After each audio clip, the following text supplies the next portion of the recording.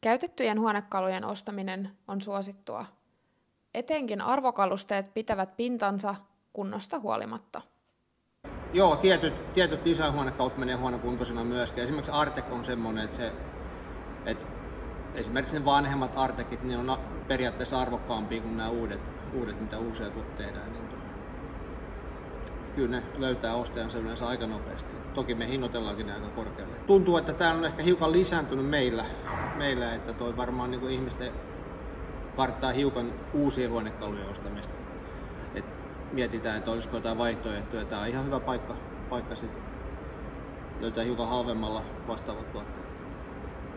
Nuoret hakevat koteihinsa persoonallisuutta vanhoista huonekaluista. Toisaalta kodin peruskalusteet menevät hyvin kaupaksi.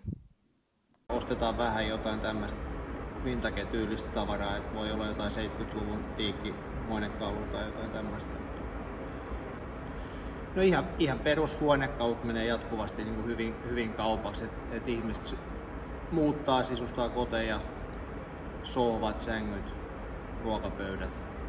Et kyllä ne ihan on semmoista vakiotavaraa, että ne liikkuu todella hyvin koko aika. Kyllä tää nyt aika hyvin osataan tunnistaa. Välillä tulee semmosia, että myydään halvalla jotakin, ei huomata tai on vähän kiire tai jotain muuta, niin kyllä niitä menee välillä halvallakin täältä ihan arvokkaitakin huonekaluja.